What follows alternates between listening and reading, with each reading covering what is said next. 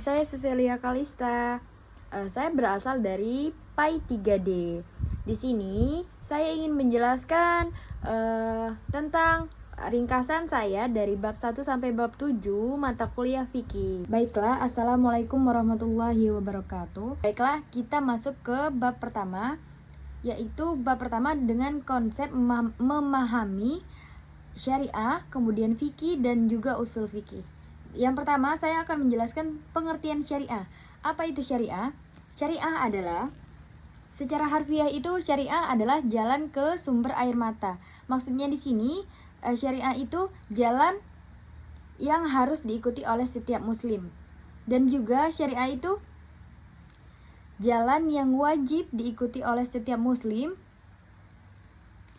Ketetapan Allah dan ketentuan Rasul-Nya, baik berupa larangan maupun perintah, yang meliputi seluruh aspek kehidupan manusia. Dan juga syariah itu adalah secara didefinisikan, syariah itu adalah norma-norma hukum dasar Islam.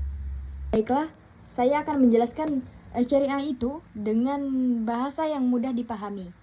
Syariah itu berarti sebuah jalan yang telah ditetapkan Allah, di mana kita sebagai umat manusia itu harus mengarahkan hidupnya dan merealisasikan kehendak Allah atau syar'i atau pembuat hukum. Dan juga tujuan dari syariah ini tidak lain agar umat manusia ini tidak tersesat di dalam hidupnya, baik di dunia maupun di akhirat. Karena Allah telah mengarahkan pada jalan mana yang harus dilalui. Baiklah, kita masuk ke pengertian fikih. Pengertian yang kedua tentang fikih. Fikih itu secara bahasa merupakan bentuk masdar dari kata fakiha yang berarti al-ilmu, maknanya pengetahuan, dan al-fahmu, pemahaman.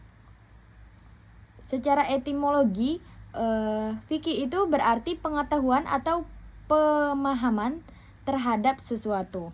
Dan secara material, fikih itu berarti berisi tentang hukum-hukum syara yang amali atau perbuatan. Di sini maksudnya hukum-hukum syara itu adalah hukum-hukum yang bersumber atau digali dari syariah. Dan amali itu artinya perbuatan, di mana kajian fikih itu hanya bersifat amali pada perbuatan manusia saja dan tidak mencakup yang bukan merupakan perbuatan. Misalnya seperti ini, sesuatu yang ada di dalam batin seseorang dan tidak mewujud pada perbuatan, itu bukan termasuk pada kajian fikih. Maka fikih itu hanya tertuju pada aspek formal dari sebuah perbuatan manusia. Secara singkat, ilmu fikih itu adalah ilmu yang berusaha memahami hukum-hukum yang terdapat pada Al-Quran dan sunnah Nabi atau hadis yang diterapkan pada perbuatan manusia yang telah dewasa, yang akal sehatnya, yang berkewajiban melaksanakan hukum Islam. Maksudnya di sini dalam Al-Quran atau hadis itu ada yang mungkin ada bahasa yang sulit dipahami, atau kita itu berusaha memahami apa saja hukum-hukum yang kurang penjelasan, dalam arti kata bahasanya itu kurang kita pahami. Nah, fungsi fikih ini untuk mendetailkan ajaran-ajaran syariah yang berupa hukum amaliyah ke dalam tataran praksis kehidupan nyata, di mana melalui fikih ini para ulama itu menyusun panduan praktis bagi umat Islam dalam beribadah dan bermuamalah sesuai dengan ketentuan syariah.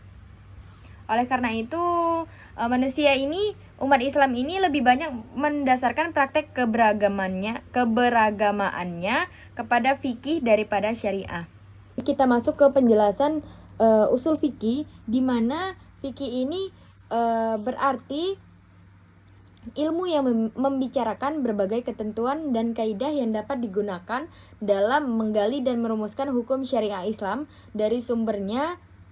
Kemudian dalam pemakaiannya, ilmu ini juga sering digunakan untuk menetapkan dalil bagi sesuatu hukum yang mungkin bahasa yang mudah dipahami, hukum yang belum jelas ketentuannya.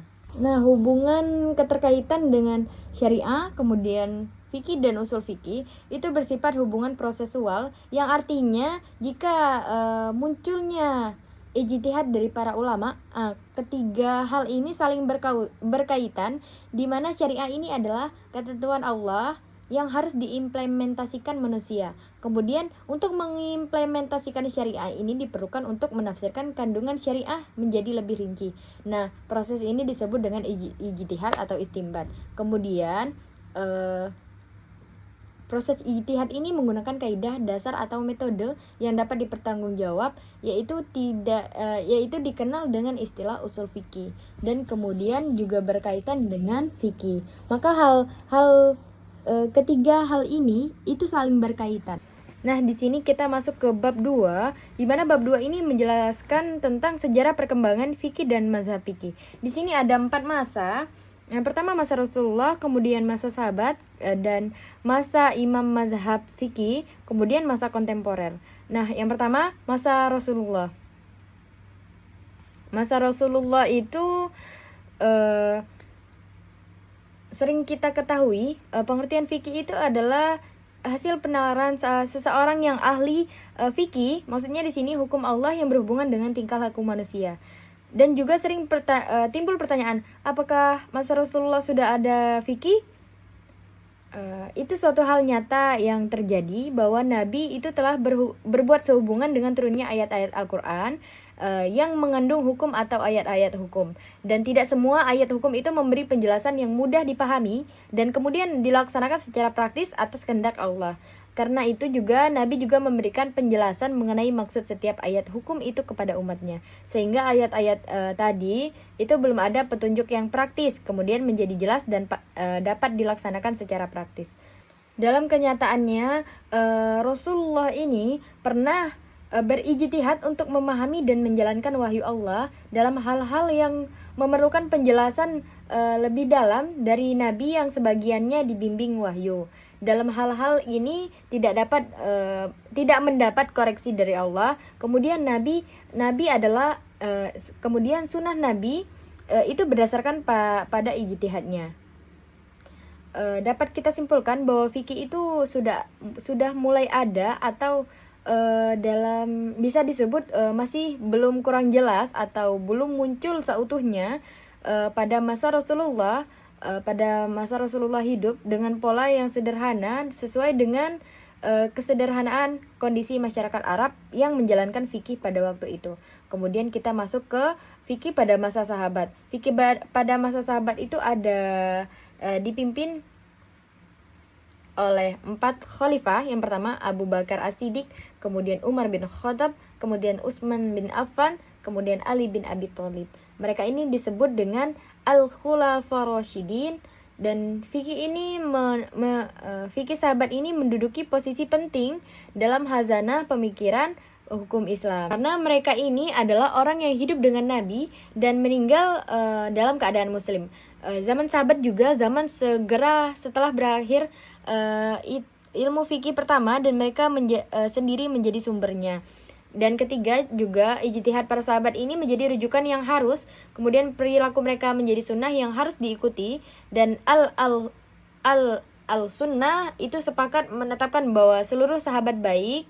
Dan juga ada yang perlu dilihat dan diperhatikan, bahwa pengistimbatan atau mengeluarkan hukum dari nas umum itu seperti kasus-kasus yang terjadi, mereka tidak memprediksi masalah yang belum terjadi dan tidak mengira akan terjadi. Lalu mereka meneliti hukumnya sebagaimana yang dilakukan oleh ulama. Di masa mereka juga terjadi ikhtilaf. Hal ini disebabkan oleh prosedur penetapan hukum untuk masalah-masalah baru yang tidak ada pada masa Rasulullah. Masa Abu Bakar As-Siddiq, yaitu pada tahun 11 sampai 13 Hijriah, saat Abu Bakar menjadi khalifah, maka seluruh kegiatan keberagamaan itu berada di tangan beliau, karena zamannya itu masih banyak masalah yang muncul seperti memerangi orang murtad, kemudian orang yang tidak mau membayar zakat. Ciri khas pada masa Abu Bakar, yang pertama itu penggunaan qiyas secara luas dalam berbagai kasus hukum, itu tidak terdapat nas dan hadis tentang hukum itu. Kemudian ijma' dimanfaatkan sebagai dasar penetapan hukum yang semuanya yang dilakukan saat itu adalah pilihan untuk menyelamatkan agama. Kemudian yang kedua, masa Umar bin Khattab pada tahun 13 sampai 23 Hijriah, saat Umar itu menjadi khalifah. Dengan segala ketakwaan dan keadilan beliau serta keberaniannya, beliau juga senantiasa melakukan apa saja demi tegaknya Islam. Pada masa beliau ini, banyak sekali kemajuan yang dicapai oleh Islam, ya, terutama menyangkut penaklukan daerah kekuasaan Islam. Sebagai seseorang yang pernah hidup dengan Rasulullah, maka kita dapat langsung merasakan bagaimana Rasulullah itu memerintah negara dan memelihara agama. Ijtihad Umar bin Khattab ini adalah orang yang sering berijtihad dalam bidang hukum fikih, sehingga pada masa pemerintahannya itu banyak dilakukannya melalui ijtihad. Ijtihad yang sering dilakukan Umar itu seperti memberikan gambaran bahwa ijtihad itu merupakan sumber hukum setelah Al-Quran dan hadis. Kemudian sikap kerasnya ini diterima ayahnya saat mengembala memiliki pengaruh sikap tegas dan keras dalam pergaulannya. Nah, dalam sejarah itu Umar bin Khattab dikenal dengan keadilannya saat menjalankan pemerintahannya dalam segala bidang, dan pengambilan keputusan itu dilakukan dengan melihat kasus atau perkembangan di lapangan. Kemudian kita masuk ke penjelasan yang ketiga, pada masa Utsman bin Affan pada tahun 23 sampai 35 Hijriah. Nah, saat beliau ini menjadi khalifah, Utsman bin Affan ini melanjutkan ekspansi Islam keluar dari wilayah sehingga diperoleh wilayah-wilayah baru. Dengan demikian, itu penanganan lebih baik di mana sahabat ini banyak berpindah ke negeri baru sehingga berpindah ilmu-ilmu ke daerah yang baru. Di sana juga membutuhkan adaptasi baru terhadap situasi yang baru pula. Dan juga Utsman ini merupakan seseorang yang suka damai, di mana dalam peperangan ia tidak berada di paling depan karena beliau ini juga paling belakang, sebab memang ia bukan pahlawan seperti Hamzah bin Abdul Muthalib. Kemudian Utsman juga lebih cenderung melihat Nabi SAW itu menghadapi suatu masalah di mana ada pilihan, kemudian Nabi memilih yang mudah. Pada masa beliau ini, ijtihad ini dalam bidang fikih bukan cenderung pada pendapat khalifah seperti sebelum-sebelumnya. Fikih ini tidak begitu berkembang karena Utsman lebih memfokuskan pada perluasan daerah. Dia adalah orang yang lemah lembut sehingga hukum ia berpegang pada yang sudah ada saja. Baiklah, di sini masa yang terakhir, masa Ali bin Abi Thalib pada tahun 35 Hijriah sampai 40 Hijriah. Di mana masa Ali sebelumnya di mana ia itu harus memberi perhatian kepada keamanan negara karena desakan pengikut Utsman itu untuk mengadili pembunuhnya. Hal itu juga membuat Ali ini sangat sibuk, apalagi setelah peperangan dengan Muawiyah di Siffin, di mana keadaan negara makin menjadi sulit. Namun Ali tidak melakukan apa-apa. Ali juga tetap berusaha melanjutkan usaha-usahanya untuk memperkuat kedaulatan Islam. Baiklah, masuk ke pembahasan masa Imam Mazhab Fikih. Mazhab ini merupakan metode yang dibentuk oleh ulama melalui berbagai penelitian atau pemikiran. Di sini ada 4 mazhab fikih yang kita mengenalnya dengan 4 mazhab atau mazhab Ahlussunnah wal Jamaah, yaitu yang pertama mazhab Imam Syafi'i, kemudian Imam Maliki, kemudian Imam Hambali dan Imam Hanafi. Dan mazhab ini juga mazhab yang paling dianut oleh umat Islam yang ada di Indonesia. Selain itu juga Indonesia dikenal sebagai negara dengan populasi umat muslim terbesar di dunia. Terdapat 2 organisasi Islam di Indonesia, yang pertama Muhammadiyah dan Nahdlatul Ulama atau NU. Perbedaan pendapat ini dalam lapangan hukum sebagai hasil penelitian atau ijtihad, tidak perlu dipandang sebagai faktor atau melemahkan kedudukan hukum Islam. Dasar-dasar 4 imam mazhab ini dalam menentukan fikih. Yang pertama mazhab Imam Hanafi itu berdasarkan kitabullah, kemudian as-sunnah, kemudian fatwa-fatwa para sahabat, kemudian qiyas, itisan dan kebiasaan. Kedua, mazhab Imam Maliki itu berdasarkan pada kitabullah, kemudian as-sunnah, ijma', qiyas dan maslihul mursalah. ketiga itu mazhab Imam Syafi'i, itu menentukan hukum berdasarkan Al-Quran, kemudian sunnah Rasulullah, ijma, qiyas, dan istidlal. Dan keempat mazhab Imam Hambali, yaitu berdasarkan nas kitabullah dalam hadis sahih dan juga fatwanya sahabat-sahabat Rasulullah, kemudian pendapat sahabat dan hadis dhaif dan mursal, kemudian dan qiyas juga. Baiklah, kita masuk ke penjelasan masa fikih pada masa kontemporer. Maksudnya di sini kontemporer itu masa kini atau sekarang, yang terjadi keadaan sekarang sangat berbeda dengan keadaan pada masa Nabi. Contohnya pada masa sekarang itu perubahan-perubahan sangat terasa karena semakin sulit untuk mengikuti pendapat yang telah dicetuskan oleh para ulama-ulama klasik. Contohnya itu pertama, masalah sosial terdapat dalam fikih tradisional, yaitu masa kini itu sulit mentolerir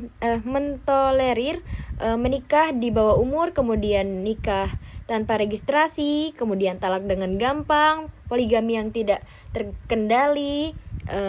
Itu sangat berbeda sekali dengan masa Rasulullah SAW. Seperti juga contohnya juga seperti pada masa Rasulullah, perempuan itu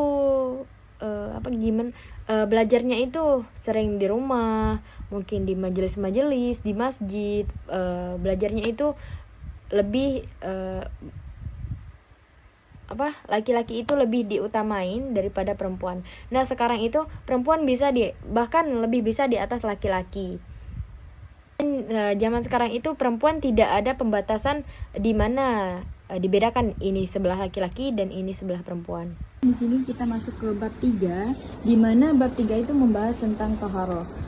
Apa arti toharo? Toharo itu maknanya yaitu bersih atau suci. Menurut bahasa, toharo itu berarti bersih dan jauh dari kotoran-kotoran, baik yang kasat mata maupun yang tidak kasat mata.